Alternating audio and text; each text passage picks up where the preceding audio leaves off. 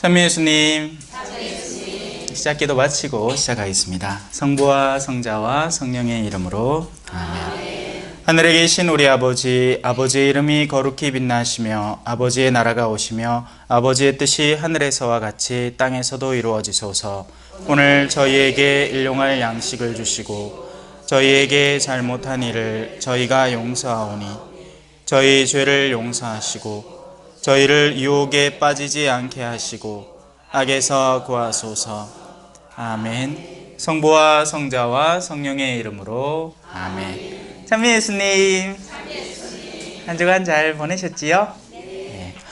우리의 여정이 이제 거의 막바지에 달아가고 있습니다. 아직 한 2주 남았지만 오늘까지 포함해서 3주 동안 이제 마지막 단계들을 밟아 나갈 겁니다. 오늘 사실 제가 여러분과 나눌 내용들은 사실 지금 현대사회에서는 특별히 민감한 주제입니다. 거기에다가 제가 앞서 이 고린토서를 시작하면서부터 이야기를 했죠. 제일 처음에는 기초를 깔고 그 다음에는 부정적인 것을 걷어내고 이제는 올라가야 되는 단계들인데, 지금 이 가르침은 이제 우리가 어느 정도 수준에 오를 때 그것을 수용할 수 있고 받아들일 수 있는 것이기 때문입니다. 그렇기 때문에 여전히 여러분이 들으면 뭔가 좀 이상한데? 뭔가 안 맞는데? 하는 느낌을 굉장히 많이 받으실 거예요. 하지만 성경은 어떻게 이해하는 거죠? 성경은 저 높으신 분의 뜻을 우리가 따라가기 위해서 노력해야 되지, 우리 수준에 맞춰서 그분의 뜻을 갖다 끌어당겨서 지 마음대로 해석하려고 들면 하나부터 10까지 다 틀린 말이 되어버립니다. 왜냐하면 나라는 인간 존재, 지금 이 시대에 이 문화를 살고 있는 역사 안에 있는 이 인간 존재는 그 다채로움 가운데 한 부분만을 쥐고 있기 때문인데, 성경은 우리에게 진리라는 것을 드러내기 때문이죠. 그래서 우리는 이 성경 구절을 읽으면서 진리를 잡으려고 노력을 해야지, 그 진리를 내 주머니 속에 집어넣고 주님 초막 3개 지어놓을 테니까 당신이 이 안에 사시소, 그런 식으로 표현을 해서는 안 된다는 것입니다. 자, 이제 한번 들어가 봅시다. 고린토서 11장입니다. 내가 그리스도를 본받는 것처럼 여러분도 나를 본받는 사람이 되십시오. 제가 오늘 강의 주제는 처신이라고 했는데 다른 표현으로는 태도라는 것으로 바꿔 적어도 됩니다. 우리는 다른 사람들을, 그러니까 롤 모델이 필요하죠. 근데 그 롤 모델은 여러분이 어떤 사람을 롤 모델로 잡습니까? 어떤 사람을 멘토로 잡습니까? 입으로만 쉴 새 없이 이야기해야 되는 사람을 롤 모델로 잡습니까? 아니죠. 왜냐하면 그 사람은 머지않아서 실체가 드러나기 때문입니다. 거짓말을 하지 말라고 엄마가 열심히 가르치지만 정작 자기 자신은 똑똑똑, 아이고 김씨 아줌마에 계신 게 야야야야 니 얼른 나왔고 내 어떡해라 하는 순간 엄마의 거짓말 하지 말라라는 가르침은 완전히 산산조각 나버리는 것입니다. 어른 존경할 줄 알아라 하고 아들한테는 실컷 해놓고는 자기 친구들 모여갖고 시어머니 욕을 시게 합니다. 그놈은 할망구 있나? 내 의아한지 아나? 와, 그럴 수 있나? 하면 그 모습을 쳐다보는 자녀들의 마음속에는 어르신에 대한 존경심이 완전히 박살나버리는 거죠. 내가 그리스도를 본받는 것처럼이라고 바오로 사도가 이야기하는 것은 바오로 사도가 단순히 입으로만 그 얘기를 한다는 것이 아니라는 이야기입니다. 당신이 직접 그리스도를 본받는 삶을 살고 있다는 것이고, 그래서 여러분 앞에 그걸 떳떳하고 당당하게 드러낼 수 있다는 이야기인 거죠. 이게 사실 복음을 전하는 사람들의 난점이기도 합니다. 자신이 가르치는 바를 살아내어야 한다는 것. 하지만 제가 지난 한 주간 피정을 갔다 왔듯이 신부님들 안에서 이런 여러 가지 의견들이 이렇게 오가잖아요. 신부님들이 알고 있어요. 당신 자신들의 부족함과 나약함을 알고 있습니다. 누구보다도 잘 알겠죠. 그러니 여러분은 그런 신부님들을 위해서 제발 기도해 주셔야 됩니다. 그런데 우리는 그 약점 하나 잡으면 잘 됐다 이거지. 어이구 오늘 껌 하나 잡았다 이제. 오늘부터 씻기 시작하는 거예요. 그러지 마시고 신부님들을 위해서 정말 온 마음으로 기도해 주십시오. 그 약한 인간이 자신에게 주어진 사제직이라는 드높은 그 위치에 닿을 수 있도록요. 그러면 그 신부님이 나중에 성인이 되면 얼마나 많은 영혼들이 혜택을 입을 겁니까? 그런데 우리가 그 성인은커녕 씹고 욕하고 하면서 그분 앞에 장벽을 놓아서 결국 그 사제를 쓰러지게 만들어버리면 사제가 쓰러지는 건 여러 가지가 있어요. 그러니까 육체적으로 쓰러질 수도 있죠. 건강이 나빠져서. 또 심리적으로 쓰러질 수도 있습니다.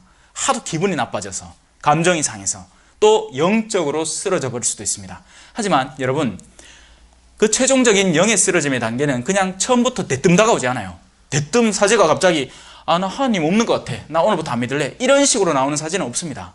처음엔 누구나 뜨거운 마음이고 하나님을 너무나 열정적으로 사랑하는데 어디서부터 시작할까요? 몸의 습관부터 시작하는 겁니다. 신자분들이 신부님 잘해준다고 초대를 해 집에. 그러고 뭐 하는데? 술 먹인다. 한 잔 자시고 두 잔 드시고 저 회장님 대신 신부님 와이카십니까? 오늘 좋은 날인데 한 잔만 더 하이소 하는 거기서부터 몸이 망가지기 시작해요. 몸이 망가져 놓으니 그런 망가진 몸으로 때로는 미사에 늦을 수도 있고 또 지쳐가지고 어떻게 참여해야 되는 모임에 못 나갈 수도 있겠죠. 그러면 신자들이 가만히 있느냐? 신부님 많이 나 오늘 안 나왔대. 오늘 세명사 안 나왔대. 엄마야 그럴 수 있나? 신부님이 그럴 수 있나? 그런 이야기가 안 퍼져나갈 것 같죠. 반드시 발 없는 말은 천리를 갑니다. 그리고 신부님 귀에 들어오게 돼 있어요. 신자들이 어떻게 생각하는지. 그러면 당신은 열정적으로 사랑하기 위해서 봉사하기 위해서 나서는 그런 신자들이 자신을 뒤에서 끊임없이 욕하고 있다는 것을 알게 될 때 느끼게 되는 그 심리적인 압박감과 좌절감, 그리고 그런 그 상태가 지속되다 보면 진짜 하느님이 계시는 건가? 라는 영적인 무너짐까지 가닿게 되는 겁니다. 그런데 만약에 그 경로가 반대로 이루어진다면 여러분들이 신부님을 정말 올바로 존중을 하고 그리고 그 영적인 지원을, 조력을 열심히 해드리고, 그죠? 감정적인 조력, 그러니까 신부님에 잘하는 걸 일단 이렇게 잘 봐주는 거죠. 못하는 것에 대해서는 가능하다면 침묵할 수 있고, 만약에 진짜 조언이 필요하다면 직접 가서 하십시오. 제발 주변에 욕만 하는 것만 좀 자제해달라는 거예요. 정말 그 사제가 충고가 필요한 사제라면 가서 신부님 이것만큼은 고쳐주십시오 라고 건의하십시오. 물론 안 들을 수도 있겠죠. 하지만 그런 건의가 한 건 올라오고 두 건 올라오고 자꾸 올라오다 보면 반성을 안 하고는 버틸 수가 없는 거예요. 하지만 지금 우리 한국 교회는 지금 제가 앞으로 다루게 될 것에 대한 내용인데, 이 전통 자체 안에서 사제가 너무 어르신으로 간주되는 겁니다. 그러니까 우리가 유교 문화와 가톨릭이 융합이 되면서 너무나 그게 편안하게 받아들여졌던 거죠. 신부님은 학자, 양반, 선비, 높으신 분. 그러니까 뭘 하더라도 그냥 놔두고, 또 어떤 어긋난 모습을 하더라도 아이고 결혼도 뭐 하시는데 저거라도 해야지. 자주 극하지요. 저도 많이 들었습니다. 어느 신부님이 악습이 굉장히 심하신데도 엄마야 결혼도 뭐 하는데 저거라도 해야 안 되겠나 하고 다들 가만히 놔두는 거예요. 근데 가만히 놔두느냐? 가만히 안 놔둬. 왜? 성체 모시고 나오면 성체에서 막 담배 냄새가 나거든. 그럼 뒤가 욕 다 하는 거예요. 미사들을 놨는데 막 술 냄새가 펑펑 풍기는 거예요. 그럼 뒤에서 욕 다 해요. 근데 앞에 가서는 아이고 신부님 한 잔 더 하시지 욕하고 앉았습니다. 이 얼마나 위선적이고 가신적인 모습입니까? 아니란 얘기입니다. 아닌 건 아니라고 충언도 해드리고, 그렇게 해야 신부님이 그걸 깨닫고 자신을 변화시킬 수 있게 돼요. 그러니까 대놓고 막 사사건건이 가서 따지란 얘기는 절대 안 해요. 하지만 이건 정말 아니다 싶은 요소가 있을 때는 가서 여러분들이 그 신부님에게 눈총을 받더라도 하느님을 위해서 그 일을 하시라는 겁니다. 자, 내가 그리스도를 본받는 것처럼 여러분도 나를 본받는 사람이 되십시오. 바로 사도는 어떻게 했을까요? 바로 사도는 베드로에 가서 따졌죠. 당신이 이방인들과 밥을 먹다가 유다인들이 들어와서 이런 모습을 보이는데 어떻게 그렇게 올바른 사제직을 수행할 수 있겠느냐고. 우리는 모든 일을 끌어안아야 하는 사제들인데. 그러니 여러분도 그런 바오로 사도를 본받으십시오. 자, 이제 전례 때 여자들이 가져야 하는 자세에 대해서 나옵니다. 바로 이 부분이 오늘날 현대사회에서는 특히나 받아들이기 힘든 가르침이 될 거예요. 왜? 페미니즘 운동이 어마어마하게 심해져 있거든요. 여성 인권이 신장되는, 지금 오늘만 봐도 이 중에 남자 몇 명 있습니까? 저하고 저 뒤에 앉아 계신 분하고 우리 일하시는 분 TPD님하고 두 분밖에 없다. 그러니까 총 4명밖에 없어요. 나머지 다 자매님들이야. 그러면 나머지 남자들은 뭐 하는데요? 놉니까? 아니죠. 자기 남자가 할 일을 하고 있습니다. 그렇기 때문에 올 수 없다는 이야기예요. 그러면 남자와 여자 사이에 분명히 눈에 드러나는 차이가 있다는 거예요. 차별이라는 건 니하고 내하고 다른데 그 다름이 너는 낮은 곳에 있는 다름이고 나는 높은 곳에 있는 다름이다 라는 것이고, 그게 차별이에요. 그래서 차별은 하면 안 돼요. 그건 성경 안에도 나옵니다. 차이는 엄연히 존재한다는 겁니다.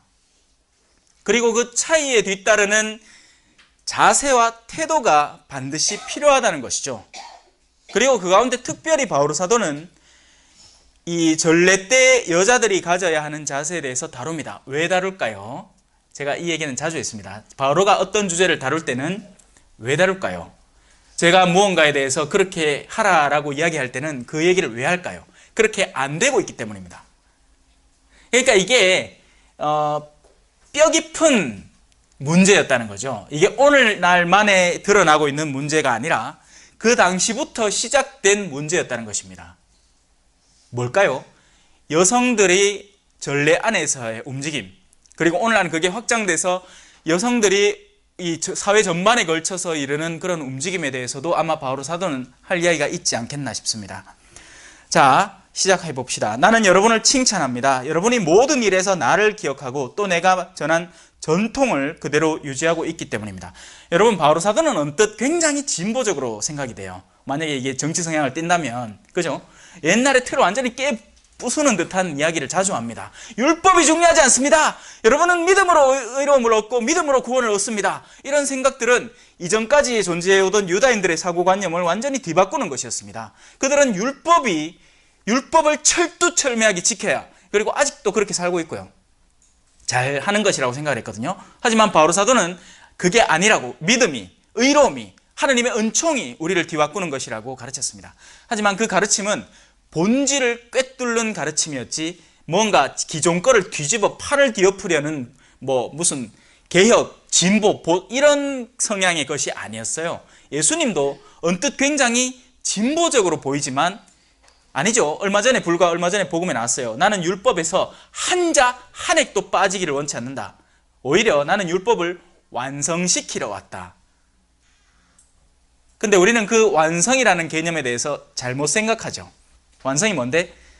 평일에 초 1개씩 놓고 축일에 2개씩 놓고 대축일에 3개씩 놓는 그거를 꼬박꼬박 다 지켜야 완성하는 것이다 라고 더 율법적으로 나가버리는 거예요. 아니요. 완성이라는 건 흐트러진 것을 올바로 채운다는 것을 의미합니다. 그게 완성이에요. 완성이라는 건 철두철미하게 빈틈없이 짜놓는 게 완성이 아니에요. 예를 들어 볼까요? 우리 조카가 좋아하는 이 놀이용 말이 있습니다. 동전 500원짜리 나오면 다다다다다다다다다 하는 거. 그 아이가 이 말을 왜 타고 놀고 싶어 할까요? 왜냐하면 그게 그렇게 재밌게 움직이기 때문이죠. 맞죠? 근데 그 가게 말 주인이 말을 딱 보는데 옆불대에 페인트가 벗겨졌어. 자기한테는 있을 수가 없는 이야. 왜? 완벽주의자거든요. 완전하게 만들어야겠다고 페인트 칠을 싹 해놨습니다. 그러고는 표지판을 딱 얹어놨어. 타지 마시오. 옛날에 우리 한창 전쟁 한창이고 막 그럴 때 철만은 달리고 싶다. 기억나십니까? 기차는 왜 존재하죠? 달리려고. 이 놀이말은 왜 존재하는 거죠? 애들을 태우려고 존재합니다. 그 아이는 이 놀이말이 무엇이 좋아서 타려는 걸까요? 그 놀이말을 탈 수 있기 때문에 좋아하는 거예요. 근데 그 멍청한 사장은 완벽하게 한다고 가꾼다면서 거기다 페인트 칠을 하고 아이들이 타지 못하게 만들어버리는 겁니다.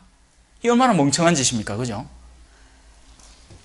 우리는 전통을 그대로 유지해야 됩니다. 하지만 그 모든 외적 전통들은 어디에서 비롯되는 것일까요? 내적인 갖춤새에서 비롯이 됩니다. 그러니까 제가 오늘 적어놓은 주제의 처신이라는 것은 외적 처신과 내적 처신이라는 것으로 나누어 살펴볼 수 있겠죠. 근데 둘 다 무시할 수는 없습니다. 왜? 외적 처신은 내적 처신에서 우러나오는 것이기 때문이죠. 그럼 여기서 그치느냐? 아니에요, 여러분. 외적으로 우리가 형성해 놓은 처신의 환경은 우리의 내면을 새로이 형성을 합니다. 맞겠죠? 무슨 말이냐? 정말 거룩한 내가 나의 주님으로 알고 계시는 그분 앞에 선 한 사람의 자세는 어떨까요? 온전히 주님께 집중하는 모습일 것이고 그 집중의 정도를 가장 높일 수 있는 자세를 스스로 알아서 찾을 겁니다. 그러다 보면 자연스레 기도선을 하고 집중하고 서 있는 모습이 나올 거예요. 전례 안에서 사용하는 모든 자세들은 그 의미가 있습니다. 선 것은 그렇게 집중하고 듣겠다는 얘기고 앉아 있는 것은 그 선만큼은 아니더라도 그렇게 어떤 대상에 집중하고 있다는 이야기고 무릎을 꿇는다는 것은 경외를 드린다는 자세인 거죠. 그리고 우리 한국에서는 잘 쓰이지 않지만 사제가 원래 입당을 해서는 헤누플렉시온이라고 반 무릎을 꿇는 자세로 인사를 하는 것이 되어 있지만 우리는 우리나라의 통상적인 관습에 따라서 고개를 숙이는 행위로 대처를 해놓은 것뿐입니다. 그런 외적인 몸가짐의 자세는 또 새로운 내적 자세를 양산해냅니다. 그러니까 아이는 순진하고 맑잖아요. 아이는 백지 상태예요. 근데 그 아이가 성당에 왔어. 근데 이 아이가 평소에 재밌는 동작을 막 잘해. 춤도 잘 추고 그래 성당에 와갖고 제대 앞에서 익하고 앉았습니다. 될 일입니까? 그건 아니죠. 근데 만약에 자기 옆에 자기가 정말 사랑하는 어떤 사람이 딴 데서는 나를 자유롭게 두는데 성당 안에 들어가면서부터 태도가 경건해지고 거룩해지고 아주 공손한 모습으로 바뀐다면 이 아이에게는 지극히 자연스러운 교리 교육의 과정이 되는 겁니다.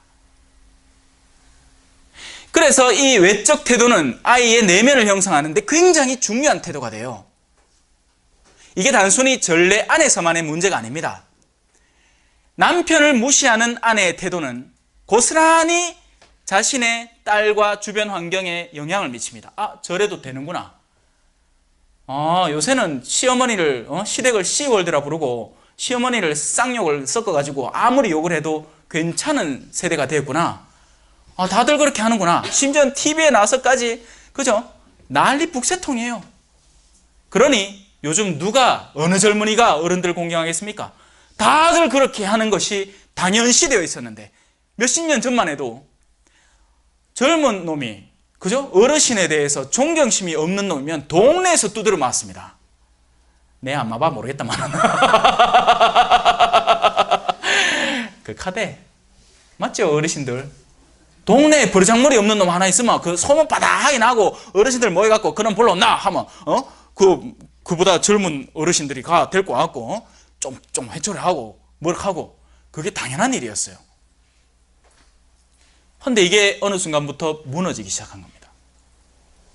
여러 매체들의 영향권 안에서 한국이라는 고유한 땅이 있고 고유한 토양에서 자라나는 것이 필요한데 우리는 외국 문물들을 좋은 것이라고 생각을 하고 아무런 분별 없이 평가 없이 다 수용해버린 거예요. 말도 안 되는 이야기죠. 제가 이제 남미에서의 경험도 비슷합니다. 남미 사람들도 자신의 고유의 문화권이 존재를 해요. 그건 존중받아야 돼요. 여러분들 왜 미션 영화 이런 거 보면 어머야 미개해라 어떻게 저런 숲을 속에 빨개 벗고 돌아다니노 하실 수 있죠. 하지만 그건 그 사람들의 문화입니다. 그 사람들은 도로 옷을 입으면 불편한 환경인 거예요.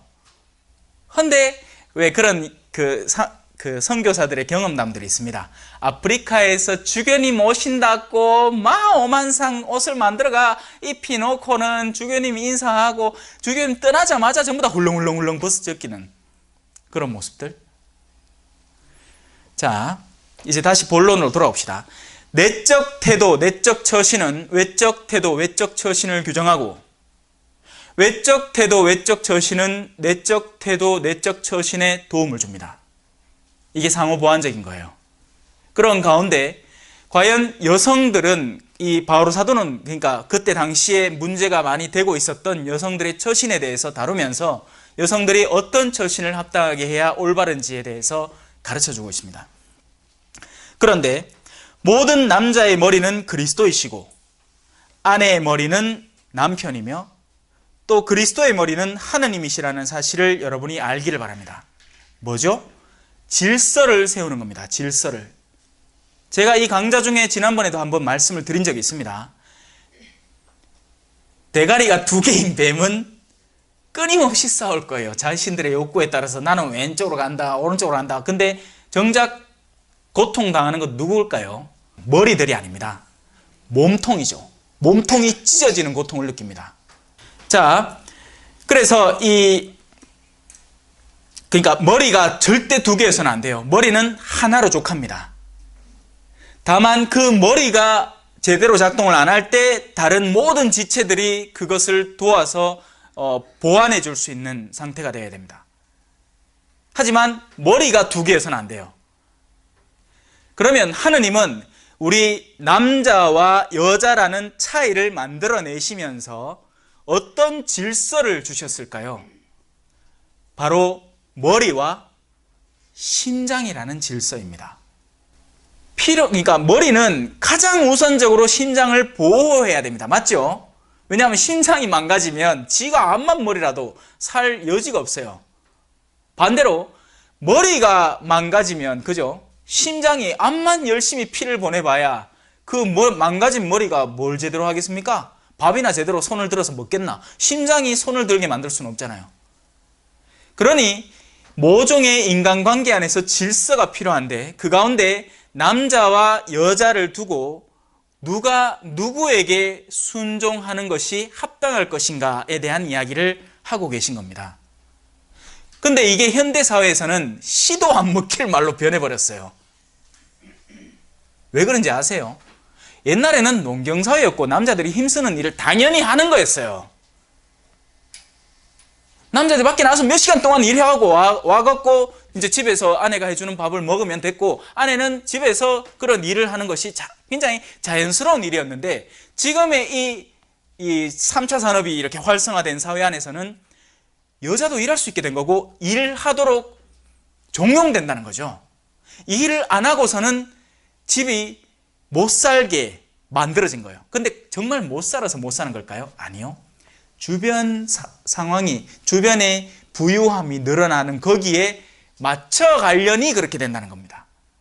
아직도 우리는 얼마든지 올바른 이 하느님께서 이미 형성해 놓으신 관계 안에서 질서를 따라 살 수 있어요. 그런데 뭐가 문제일까요? 인간의 허영이 문제인 겁니다. 허영. 인간의 허영은 어디를 따라갈까요? 낮은 곳? 아니죠.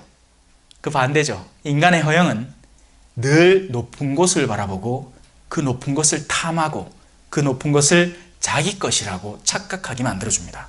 그러니까 옆집 마누라 남편은 중소기업 사장이고 연봉이 10억씩 돼. 12억이라 합시다. 계산하기 편하게. 그러면 한 달에 1억 원씩 쓰면 되지요. 그럼 한 달에 1억 원 돈 남아 돌잖아. 뭐 하겠습니까? 외제차 하나 사. 기름을 펑펑 길에 줄줄줄줄 흘리고 사는데도 한 달에 1억을 써야 되니까 그걸로 메꿀 수 있어요. 또 집안에 가정부도 있어. 근데 어느 기업에 한 과장쯤 되는 사람이 자기 옆집에 그런 아줌마가 사는 거예요. 아니면 자기 친구 중에 그런 여자가 있는 게야. 그러면 그거 보고 부러워 죽으려고 합니다. 어디에서부터 시작된 거죠? 그 여인의 내적 허영에서부터 시작된 겁니다. 내 삶의 환경은 그걸 허용 안 해요. 나는 내가 허락된 삶의 환경, 남편이 겨우 연봉 4천 받아오는 그 가운데 그걸로 아끼고 자녀들 학교 보내고 필요하다면 이런 거 저런 거 잘 조절해서 현명하게 그걸 쓰는 환경을 만들고 조성하고 사람들을 이렇게 위로시키고 내 자녀들을 추스리고, 얘들아 지금 너희가 바라는 그런 것들, 너희 친구들에게서 보고 온 것들을 우리 집안은 할 수 없단다 하고 아이들을 위안시키고 남편을 돕고 하는 그 역할을 수행을 해야 되는데 거꾸로라는 거지. 거꾸로는 어떻게 되는데? 남편을 갖다 쪼는 기라. 당신은 뭐한 남자요? 어? 테레사 남편은 연봉이 몇 억이라 하는데 쥐꼬리만큼 쥐꼬리가 자기는 그 쥐꼬리 한번 벌어와 보지.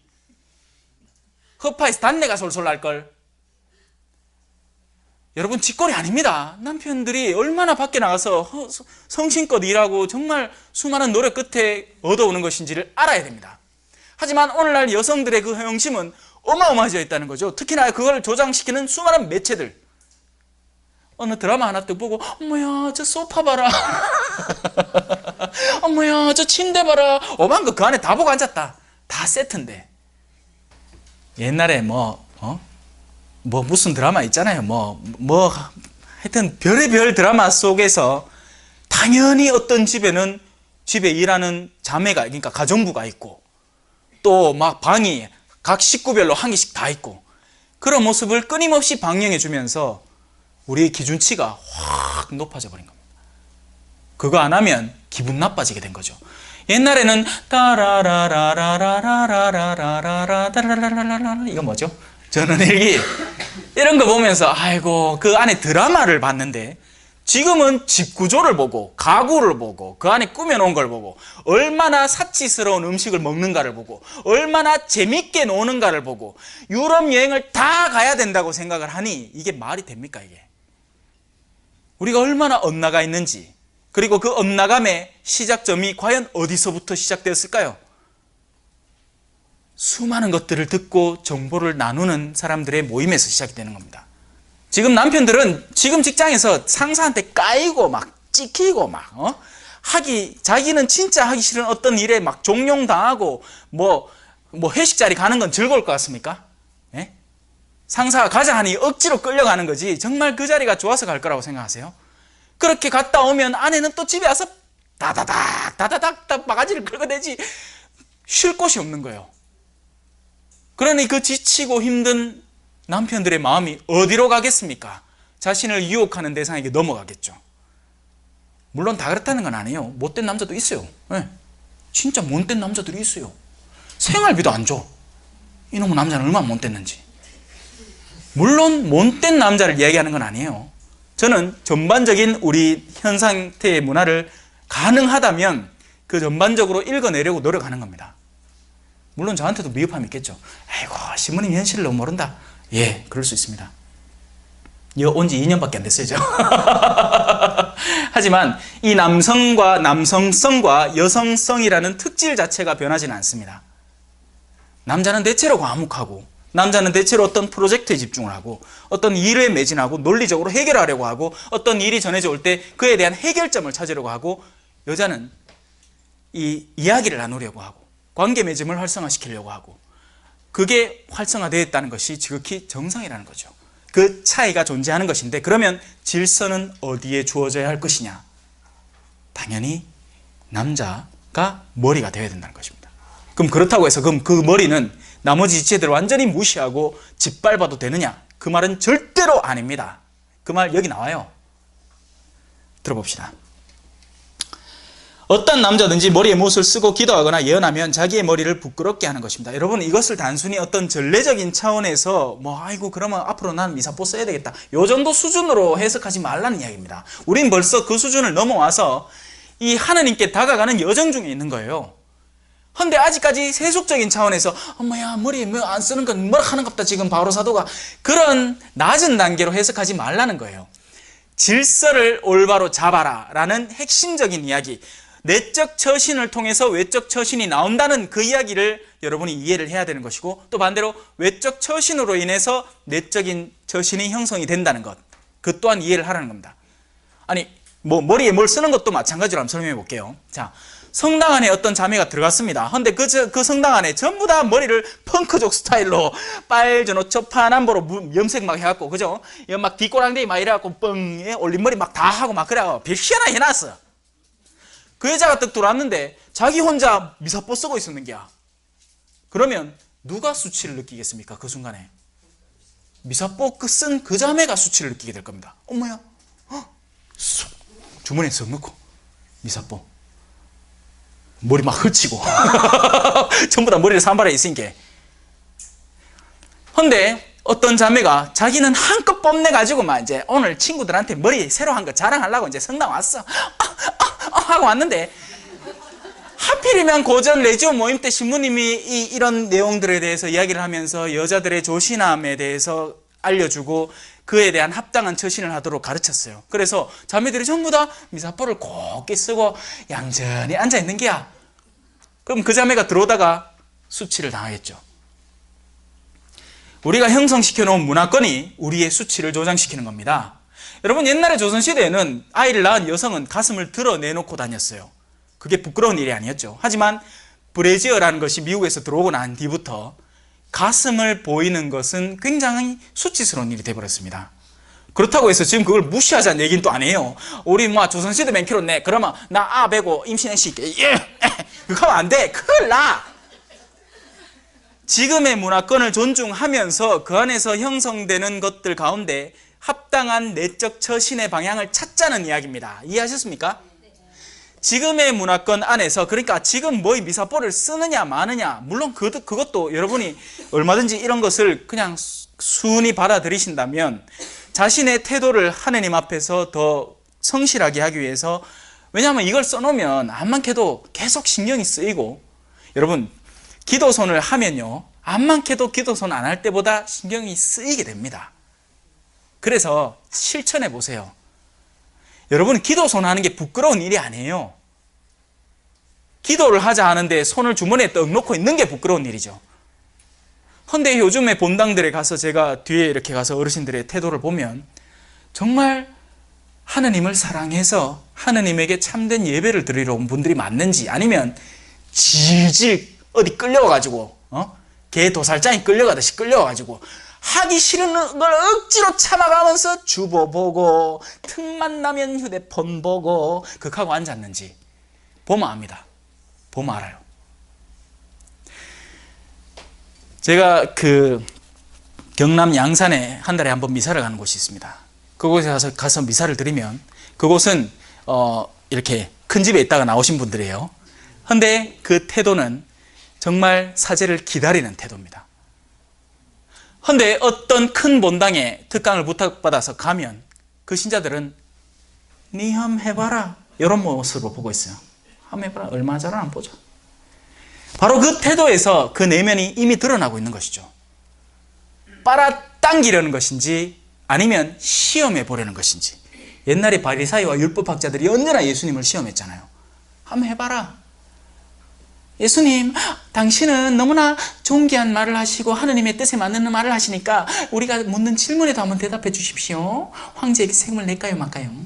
하는 그런 꼬로만 짓이나 하고 있지. 자, 어떤 여자든지 머리를 가리지 않고 기도하거나 예언하면 자기의 머리를 부끄럽게 하는 것입니다. 그러한 여자는 머리가 깎인 여자와 똑같습니다. 여자가 머리를 가리지 않으려면 아예 머리를 밀어버리십시오. 머리를 밀거나 깎는 것이 여자에게 부끄러운 일을 하면 머리를 가리십시오. 남자는 하느님의 모상이며 영광이기 때문에 머리를 가려서는 안 됩니다. 여자는 남자의 영광입니다. 자, 이 말마디들이 굉장히 좀 헷갈리게 적혀 있죠, 그죠? 마치 남자가 여자의 영광이라고 적어 놓았는데 그 뒤에는 또 여자는 남자의 영광이라고 적어 놨습니다. 이 둘의 중요성은 동등하다는 겁니다. 다만 위치만 그렇게 잡혀 있다는 거예요. 우리 몸만 봐도 그렇잖아요, 그죠? 이걸 좀 더 극단화시켜서 비유를 들자면, 지금 머리와 심장 정도면 그럴 수도 있겠구나 하고 이해를 할 수 있는데, 이 손과 발은 어떨까요? 그러면 이 발은 지금 나한테 24시간 따져야 되겠다, 그죠? 와, 나는 그 손의 자리에 안 놔두고 여다 놔둬갖고 맨날 흙먼지나 만나게 만들고 두덜두덜 하지만 우리 몸이니까 그렇게 하지 않죠. 왜? 이 발도 이 손도 같은 머리 안에서 움직이니까요. 한 가정이 그리스도 안에 형성되어 있으면 절대로 투덜거리지 않습니다. 그렇지 않을 때 투덜거리기 시작하는 거죠. 자신이 머리가 되고 싶을 때, 자신이 머리가 되고 싶을 때, 특히나 발이 올라오고 싶을 때는 얼마나 더 투덜거리겠습니까? 손은 그나마 나을게야. 왜? 손은 늘 머리 근처에서 머리 도와주기도 하고 눈도 만지고 코도 쑤시고 귀도 후비고 다 하잖아. 근데 발은 그야말로 24시간 밑에만 있으면서 온갖 냄새나는 신발 안에 갇혀가지고 지내야 되니까 얼마나 투덜거릴 일이 많겠습니까? 하지만 몸은 그렇게 하지 않습니다. 왜? 같은 머리를 지니고 있기 때문이죠. 여러분은 예수 그리스도라는 똑같은 머리를 지니셔야 됩니다. 안 그럴 때 우리 안에서 온갖 부당함이 느껴지고 투덜거림이 시작이 되는 거죠. 사실 남자가 여자에게서 나온 것이 아니라 여자가 남자에게서 나왔습니다. 또한 남자가 여자를 위하여 창조된 것이 아니라 여자가 남자를 위하여 창조되었습니다. 자, 이런 말마디들은 굉장히 지금의 시대에는 거슬리는 말들이에요. 지금 여러분이 들어도 기분 나쁜데? 라고 들으실 만한 내용으로 충분히 저는 간주됩니다. 하지만 이건 절대로 차별을 조장하는 말이 아니에요. 순서를 올바로 짚자는 거죠. 여러분, 둘 중에 하나겠지. 바오로 사도가 현대 사회를 몰랐어. 이렇게 변할 줄 몰랐는기라. 이런 인터넷이 있는 사회, 민중의 힘이, 촛불의 힘이 대통령을 바꾸는 그런 사회, 그렇게 될 줄 몰라가지고 철딱서니 없이 이거 적어 놓은 기야. 아니면 바오로가 정말 자신이 가지고 있는 하느님과의 연계관계, 예수님과의 그런 연계관계, 바오로 사도는 얘기합니다. 이런 점에 대해서는 예수님이 특별히 얘기해 주지 않으셨기 때문에 제가 할 말은 없습니다. 하지만 다른 부분에 있어서는 예수님이 얘기를 했다는 이야기거든요. 그래서 바오로 사도는 영원한 지혜 안에서 자신이 받은 명을 이렇게 기록으로 남겨놓았을 가능성이 있죠. 하지만 우리 수많은 신학자들은 자신도 바오로 사도보다 뛰어나고 싶기 때문에 이런 바오로 사도의 어떤 의견을 갖다 놓고 현대적인 의견에 비춰가지고 이건 현대는 안 맞는 이야기요 라고 이야기할 유혹을 느끼고 실제로 그렇게 한다는 것입니다. 하지만 저는 그러지 않겠습니다. 그냥 바오로 사도가 우리에게 전해주시는 것을 고스란히 끌어안아 버리려 합니다. 그래야 가정의 질서가 서거든요. 오늘날 얼마나 수많은 부녀들이 자신의 남편에 대한 존경심 없이 살아갑니까? 근데 그거 아세요? 그렇게 해갖고 갑자기 남편이 훅 떠나버리잖아요. 후회 안 하는 여자가 없습니다. 제가 지금까지 들어본 경험을 바탕으로 하면. 물론 나쁜 남자도 있다는 건 짚고 넘어갑시다. 물론 나쁜 남자 있어요. 진짜 나쁜, 그건 진짜 영적으로도 나쁜 사람이고 나쁜 의도를 지닌 사람이죠. 그럼에도 불구하고 우리는 용서를 하고 끌어안아야 되고 그렇게 살아가는 여인들이 있습니다. 그 여인들은 그야말로 그냥 그 순간에 하늘나라 가도 아무런 하자가 없을 정도의 여인이에요. 근데 그만한 십자가는 통상적으로 모든 여성에게 주어지진 않아요. 그러면 모든 여성들이 보편적으로 지니는 건 뭘까요? 약간의 부족함을 지녔지만 어느 정도는 성실한 남편이에요. 착한 사람인 거죠. 다만 내 기준에 안 맞고 내 성질에 안 맞다 뿐이지.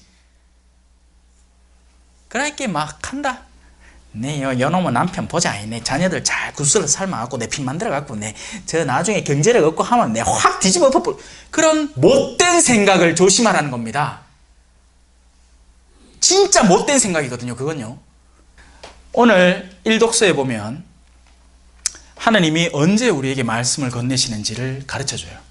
하느님은 바위를 부수는 그런 바람 속에서도 말하시지 않고 땅을 뒤흔드는 지진 속에서도 말하시지 않고 뜨겁게 타오르는 불 속에서도 말하시지 않고 잔잔하고 조용하게 말을 하십니다. 그런데 자기의 신앙이 뛰어나다고 믿는 여성들 가운데에는 자신의 신앙 체험을 그런 불어오는 바람 속에서 하고 싶은 여성들, 땅을 뒤흔드는 지진 속에서 하고 싶은 여성들, 뜨거운 불 속에서 하고 싶은 여성들이 있어요. 막 기도하다가 막 이상한 거 보고 그죠? 아니면 어떤 성모님이 막 뭘 흘린대, 뭘 그래 흘린지 모르겠다, 자, 그런 엉뚱한 체험들에서 하는 게 아니라 하느님은 지극히 잔잔하고 조용한 가운데 우리에게 말을 걸어오십니다. 그리고 그 말을 잘 들으면 어떤 말들이 숨어 있을까요? 지금 네 남편한테 잘해라. 아이들을 영적으로 잘 돌봐라. 지발 네가 가지려고 하는 그 엉뚱한 욕구를 탐내지 마라. 그런 말들이 끊임없이 우리에게 다가오고 그것이야말로 하느님의 목소리인데 그 미미한 말들을 무시한 채 우리는 우리에게 다가오는 바람 같은 체험, 지진 같은 체험, 불 같은 체험을 갈구하는 거죠. 그 가운데는 하느님이 아무데도 없었습니다. 사실 남자가 여자에게서 나온 것이 아니라 여자가 남자에게서 나왔습니다. 또한 남자가 여자를 위하여 창조된 것이 아니라 여자가 남자를 위하여 창조되었습니다. 그러므로 여자는 천사들을 생각하여 그 머리에 고난의 표지를 지니고 있어야 합니다. 여러분들을 올바로 이끌 고난의 표지는 바로 여러분들의 배우자, 남편분들입니다. 거기에 신뢰를 두고 그분들과 힘을 합쳐서 그분들의 의견을 따라서 여러분들의 나머지 삶을 방향지어 맞춰 나가십시오. 안 가고 아이고 남자들은 다 팀이에 저래 모를 수가 있나? 내가 더 똑똑지. 내 하자하는 대로 하면 돼. 하면 거기서부터 뱀의 혀가 시작이 됩니다. 선악과를 따먹고 아담마저도 구슬려 삶은, 정말 여성들의 마음이 거룩함으로 감싸져 있다면 남자들이 우리에게 전하는 의견들을 올바로 분별하고, 만약에 그 가운데 진짜 하나님의 뜻에 어긋난 것이 있다면 남자에 가서 올바로 충고를 해주고, 그게 아니라면 기본적으로는 따르고 보는 거예요. 그래야 질서가 섭니다. 근데 끊임없이 싸워요. 예. 자, 그러나 이제 바오로 사도의 균형 잡힘을 한번 보십시오. 주님 안에서는 남자 없이 여자가 있을 수 없고 여자 없이 남자가 있을 수 없습니다. 무슨 말이죠? 결국에는 최종적으로 주님 안에 다 수렴될 거예요. 그리고 그 안에는 여자와 남자라는 차이가 의미 없다는 것입니다. 모두 주님의 자녀가 된다는 것이죠. 다만 이 세상에 내가 났을 때 내가 남자로 태어날 수도, 왜 그럴 수도 있잖아. 어머야, 나도 여자로 태어났으면 듬직한 남자 밑에서 이렇게 보호받으면서 그 곁에 기대서 살 낀데, 이 남자로 태어나갖고 내 혼자 다 해야 되는 기라 그것도 신부라는 길을 또 끌어갖고, 그죠? 자, 우리는 서로를 부러워할 이유가 없습니다. 다만 우리가 자, 만약에 부러워할 것 같으면 아예 미국 사람들 부러워하지 왜? 예? 아니면 더 선진국 사람들 부러워하죠. 왜 우리는 이 한국에 태어나가지고 머리 새까마이 눈 쪼매나해, 남미에만 태어났으면 눈이 막 이따시만한 낀데 막 3cm 될 낀데 눈썹은 2cm 되고, 그럼 좋을걸. 요래 작은 눈으로 뭐 보라고? 볼 건 다 본대. 아니죠. 하느님은 저마다의 한계성 속에 인간을 심으십니다. 그리고 그 한계성 안에서 사랑이 커나가는 거예요. 그러니까 여러분 생각하기에 미국 사람들 뭐 되게 잘 살 것 같고 다 좋을 것 같죠? 아니요. 거기 나름대로 어려움이 있습니다. 거기 있는 아이들이, 거기에 교포사회의 아이들이 한국에 오면 놀 게 진짜 많대요. 왜? 우리는 문방만 나가면 문방구 있지, 놀이터 있지, 뭐 많잖아요. 조밀조밀하게 모여 사니까 별의별 게 다 있는 거예요. 그런데 미국은 차가 없으면 다니지를 못해요.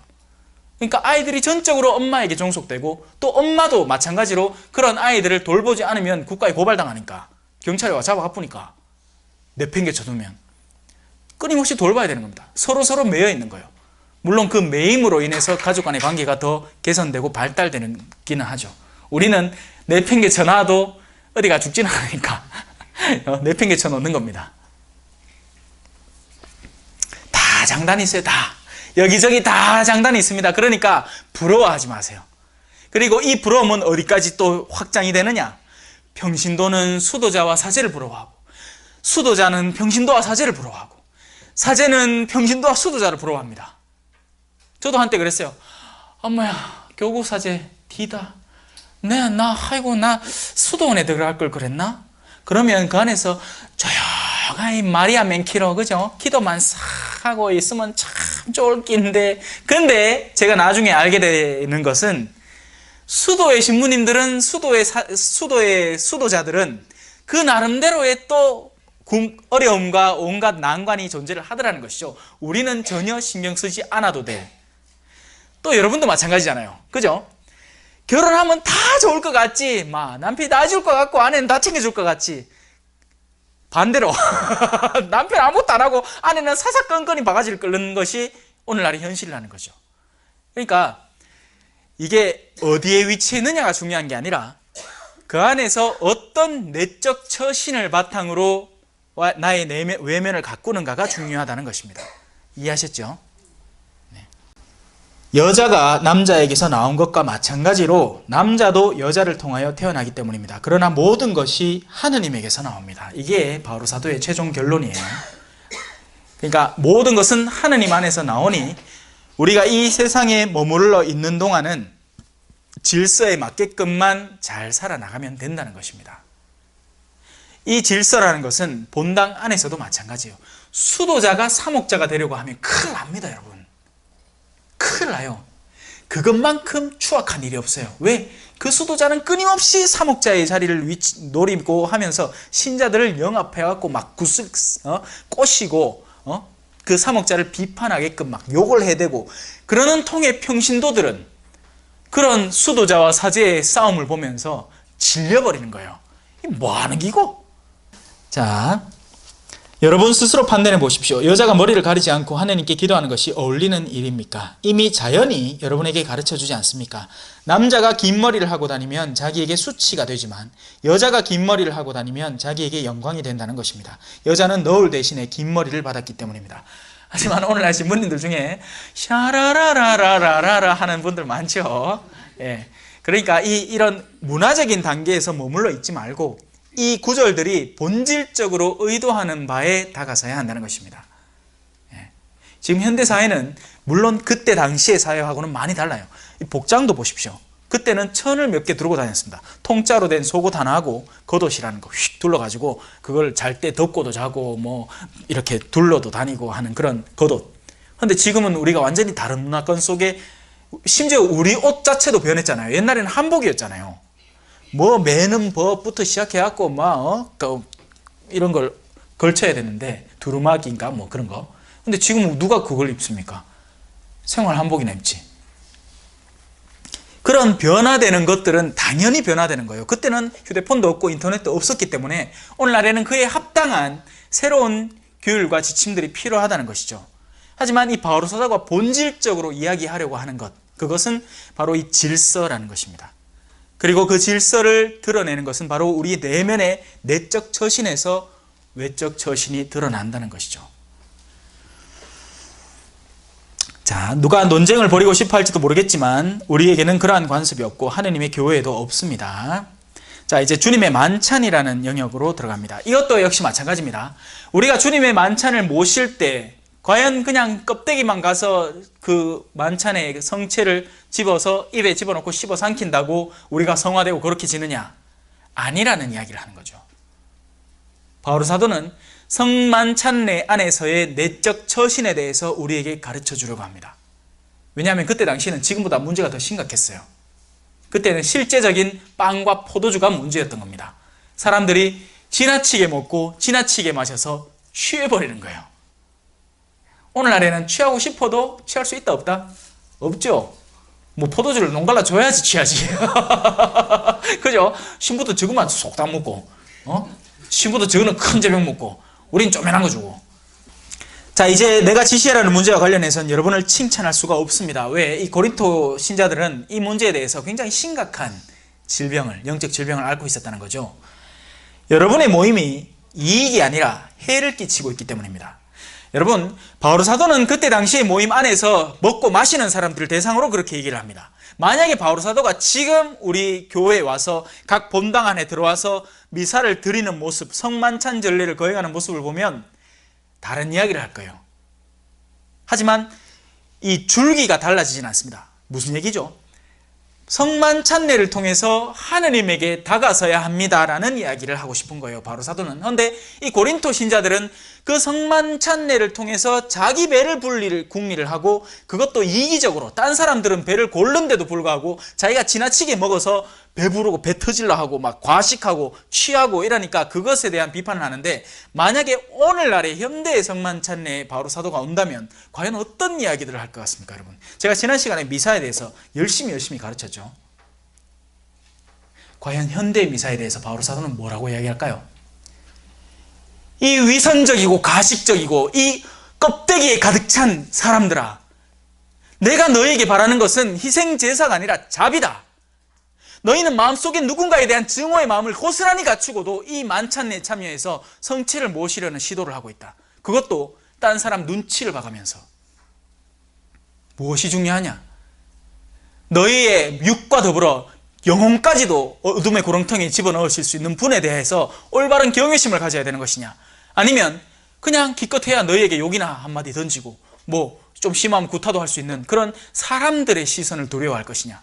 하지만 지금의 현대사회의 이 수많은 신앙인들은 이 성만찬례에 대한 진실한 마음, 그 참된 성체 안에 계신 예수님에 대한 뜨거운 열정이나 사랑 없이 그냥 채우기 위해서, 레지오 때 보고 평일미사 1회 추구하기 위해서 그냥 습관처럼 안 가면 찌뿌둥하고 심심하니까 그렇게 오는 것인지.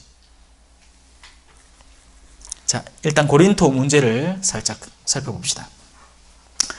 여러분이 교회 모임을 가질 때 여러분 가운데 분열이 있다는 말이 들리는데 나는 그것이 어느 정도 사실이라고 믿습니다. 사실이라고 믿는 게 아니고 사실이겠죠. 예. 오죽했으면 바오로 사도가 편지 적는 데까지 소식이 들려오겠나.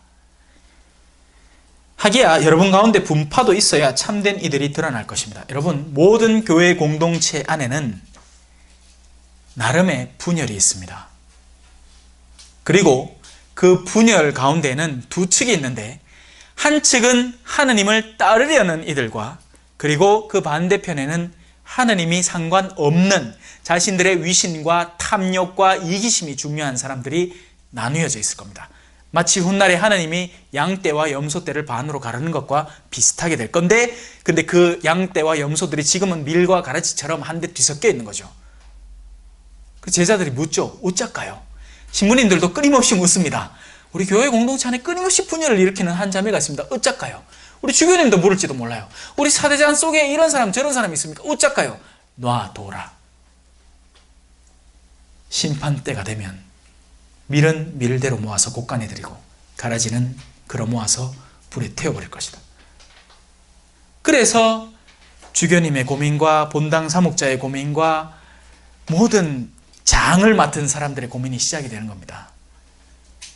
왜냐하면 어느 정도 선까지 그걸 허용해야 되고 어느 정도 선에서는 나서서 제재를 시작해야 되는지에 대한 감을 좀처럼 잡기 쉽지 않기 때문이죠. 그래서 끊임없이 기도합니다.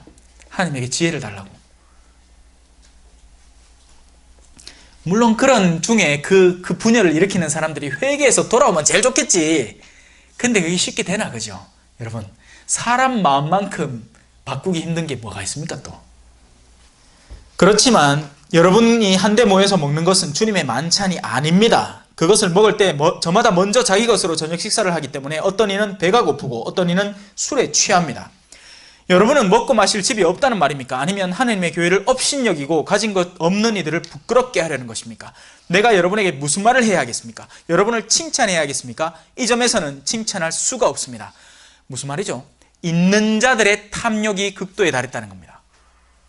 그에 반해서 없는 자들의 원성이 하느님께 가닿고 있다는 것이죠. 지금의 교회는 어떨까요? 누가 있는 자고 누가 없는 자일까요? 신앙 안에 기득권을 취한 자들이 있는 자들입니다. 그들은 자기들끼리 놀 생각, 자기들끼리 행사를 만들고 자기들끼리 어디 성지순례 가고 자기들끼리 먹을 생각으로 취하고 늘어져 있습니다. 그러는 통에 배고픈 이들, 하느님의 은총에 목마른 이들, 정말 하느님의 말씀을 올바로 들어야 하고 거기에서 위안을 받아야 할 이들이 배가 고파 죽으려 합니다. 신부님 곁에 신부님과 친하다는 신자들이 신부님을 독점해서 신부님의 시간을 다 빼앗으니 신부님이 언제 가난한 이들을 찾고 언제 병자를 방문을 합니까?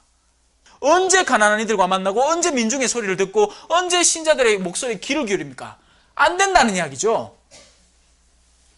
배부른 자들이 자기들끼리의 잔치에 취해서 술에 취하고 배가 터지도록 먹어야 되니까 뭘? 하느님의 은총의 요소들을.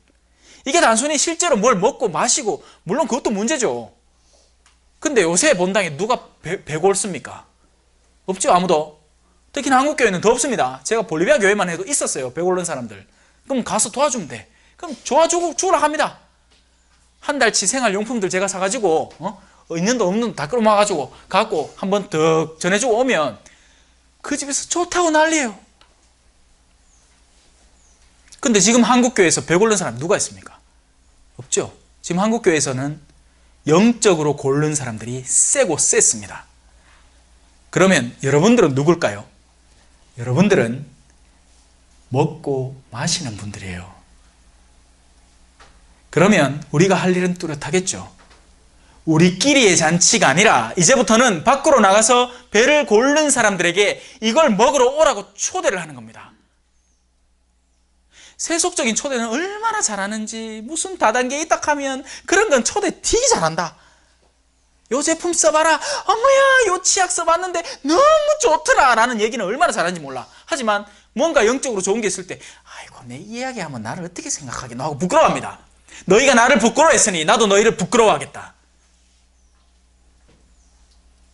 식당 가 성우 걷는 것도 부끄러워해. 딴 사람한테 한 이야기 하는 걸 부끄러워해. 그럼 무슨 얘기 하려고요? 취향 얘기하는 거야. 아이고 요 책 좋더라, 요 화장품 좋더라, 니도 꼭 써봐라. 엄마야 내 인터넷에 요거 봤는데 요거 카톡으로 보내줄게, 봐봐라. 그런 건 참 잘해요. 무슨 말인지 아시겠죠? 누가 취한 사람이고 누가 배가 터지는 사람인지, 그리고 누가 배고픈 이들인지요. 교회는 이제 배고픈 이들을 바라봐야 되고 그들에게 다가서야 하고 그들에게 양식을 나누어 줘야 됩니다. 그게 성찬례의 목적이고 그게 미사의 근본 목적입니다. 제가 지난 시간에 미사는 기쁨과 감사라고 가르쳤잖아요. 왜냐하면 기쁨과 감사가 아니기 때문이죠, 오늘날의 미사는. 그래서 기쁨과 감사로 변화시키도록 지난 강좌를 준비를 했고, 오늘날에는 그렇게 기쁨과 감사를 얻었으면 어떻게 해야 될 것인가가 문제인 거죠. 내 안에 그런 기쁨과 감사가 존재를 해. 어쩔까요? 나눠야죠. 그래야 진짜 기쁨과 감사인 거예요. 여러분, 얼마 전에 파도바의 성 안토니오 사도가 적어놓은 글이 있습니다. 우리의 말은 행동으로 실천되어야 됩니다. 생각이야 다들 좋게 합니다. 나 오늘부터 남편 사랑할래 하고 저녁에 남편 보면 한 대 훅 때려 부는 거야. 그러고 그건 사랑하는 게 아니죠. 남편을 사랑할래 했으면 꼴 보기 싫어도 맛있는 거 하나 끓여갖고 여보 먹어봐 해야 비로소 사랑이 완성되는 거예요. 사랑에 대한 결심과 회개는 시작될 수 있지만 그 결심과 회개가 완성되는 것은 내가 그것을 구체적으로 실천할 때 완성이 되는 겁니다. 자, 조금 넘어가서 예수님께서 이렇게 말씀을 하셨다라고 성찬례의 구체적인 행위를 반복을 합니다. 그리고 이 부분 27절 한번 봅시다. 부당하게 주님의 빵을 먹거나 그분의 잔을 마시는 자는 주님의 몸과 피에 죄를 짓게 됩니다. 무슨 말일까요? 빵은 왜 먹죠? 일하라고 먹습니다. 피는 왜 마시죠? 우리의 구원을 기억하고 되새기라고, 우리의 기쁨을 만끽하라고. 포도주는 기쁨의 근원이니까요. 포도주는 대대로 기쁨의 잔치에 있을 때 기쁨을 누리기 위해서 만들어진 거예요. 근데 우리는 취하려고 먹죠. 자, 빵을 먹은 사람은 일을 해야 그 빵의 목적을 달성하게 되는 거예요. 빵을 먹고 자기 안에 내장 지방을 늘려버리면 그 사람은 빵의 목적을 올바로 달성 못하는 겁니다. 피를 마시면 그 피의 기쁨을, 포도주의 기쁨을 다른 이와 나누기 위해서 존재를 하는 거예요. 그런데 포도주를 먹고 자기 혼자 취해가지고 홍도야 하고 앉았으면 큰일 나는 거예요. 바로 피를 망치는 사람이 되는 거죠. 주님의 몸을 분별 없이 먹고 마시는 자는 자신에 대한 심판을 먹고 마시는 것입니다. 참 걱정 많이 한다. 미사 좀 늦었는데 먹으면 모령성치. 그런 게 모령성치가 아닙니다, 여러분. 진짜 모령성체는 주님의 몸을 먹고도 아무런 다른 이에 대한 초대의 그런 의지가 없는 사람이 바로 그 주님의 몸을 올바로 먹지 못하는 거죠. 가서 복음을 전합시다 했는데 복음을 못 전하는 사람들, 심지어 자기 가족에게조차 복음을 못 전하는 사람들이 문제시 되는 겁니다. 그래서 여러분 가운데 몸이 약한 사람과 병든 사람이 많고 이미 죽은 자들도 적지 않은 것입니다. 무슨 얘기를 하는 걸까요? 누가 몸이 약하고 누가 병들었으며 누가 죽었죠? 영혼이 약한 사람들, 영혼이 병들어 있는 사람들, 영혼이 죽어버린 사람들. 미사는 나오는데 영혼은 죽어있는 사람들을 말하는 겁니다. 네, 오늘 우리의 내적 처신, 그로 인해서 생기는 외적 처신과 외적으로 형성된 처신 안에서 우리의 새롭게 형성되는 내적 처신, 그것을 남자와 여자의 질서와 이 성찬례라는 관점 안에서 살펴봤습니다. 여러분이 오늘 전해받은 것을 주변에 많이 알려주시고 또 새로운 분들에게 이런 영혼의 잔치에 올 수 있도록 많이 초대해 주시길 바라겠습니다. 마침 기도 바치고 끝내도록 하겠습니다. 영광이 성부와 성자와 성령께 처음과 같이 이제와 항상 영원히 아멘. 성부와 성자와 성령의 이름으로 아멘. 감사합니다.